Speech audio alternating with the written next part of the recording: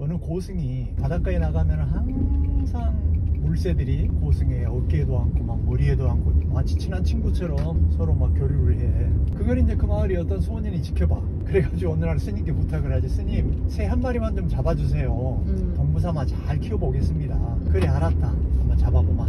그런데 다음날 딱 갔더니 새가 한 마리도 고승에게 접근하지를 않아. 여느 때 같으면 막 내려와서 어깨도 앉고 머리에도 앉고 막 반갑게 인사하듯이 날개짓을 했을 텐데 전혀 그러지를 않아. 마치 이 영감님이 나를 잡을 것이다 라는 것을 아는 것처럼, 즉 이처럼 막대기로 딱 치면 뭔가가 소리가 나고 하는 이러한 물리적인 현상에 익숙한 세상을 살아가고 있는데, 이러한 논리로는 설명할 수 없는 뭔가가 교류되는 인간의 삶이 있다는 거야. 자동차가 있다. 이게 이제 쇠지. 계속 분해하면 이제 분자가 되겠지. 분자를 더 쪼개면 원자가 되지. 원자를 더 쪼개보니까 원자핵과 전자로 나뉘어지는 거야. 근데 놀라운 사실은 원자핵과 전자가 원자를 꽉 채우는 것이 아니라, 원자의 크기를 축구 경기장으로 간다면 원자핵과 전자의 크기는 축구공이 아니라 티끌만큼 작다는 거야. 내부가 텅 비어 있다는 거야. 그래서 이제 불교 철학에서는 이것을 비유비무라 그래. 있는 것도 아니고 없는 것도 아니야. 또 더 고상한 말로는 진공묘유라 그래. 정말 텅 비어 있는데 묘하게 뭔가가 있어 또.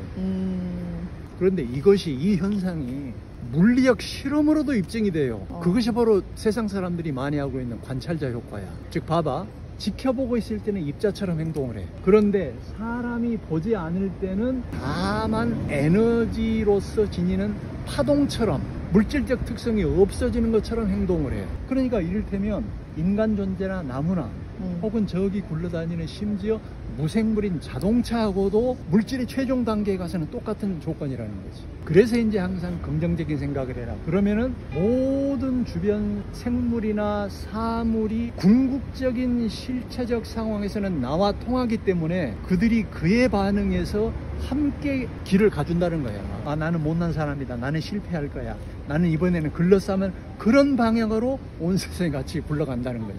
근데 물론 이것이 왜 그런 것이며 실제 그런 것인지는 가장 궁극적인 것이기 때문에 우리가 증명하거나 입증하기는 곤란해. 왜냐? 우리는 유한의 공간에서, 유한의 시간 속에서 살고 있기 때문에. 그러나 틀렸다라고 얘기할 수는 없다는 거지. 우연인 것처럼 보이는 것도 우리의 삶의 작은 조각과 필름들이 모인 필연적인 결과일 수가 있다는 거지. 그래서 항상 긍정적으로 생각하고 적극적으로 생각하고 아름다움을 생각하고 비전을 가지고 자기의 최종의 궁극의 어떤 인간 삶의 절정의 모습을 생각하면서 살 때는 양자, 미립자의 상황에서는 통하는 전 우주의 존재들이 함께 그 길로 나아가 준다는 거죠. 그래서 이제 이런 논리에서 많은 사람들을 격려하는 사람들은 이제 세 가지를 조심하라 그래. 첫째, 불안을 없애라. 둘째, 시기 질투하지 마라. 셋째, 죄책감을 갖지 마라.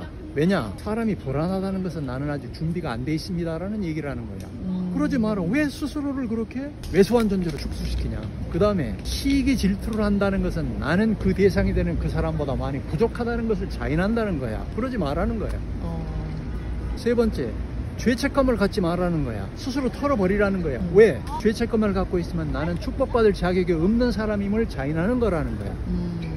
요거 세 개를 떨쳐버리고 극복을 해야 돼. 그럼 이걸 위해서는 어떻게 해야 되냐. 첫째, 마인드풀리스, 마음을 가득 채우는 그러한 명상의 과정. 불가에서는 이걸 수행이라고 하죠. 또 기독교나 가톨릭에서는 기도라고 하지. 그리고 이제 실천적인 행동에서 항상 밝은 낯을 유지하면서 자기 삶을 그렇게 밝은 쪽으로 나아가라는 거죠. 가장 중요한 것은 뭐? 밝은 빛으로, 밝은 낯으로 세상을 대하는 것. 갈게요.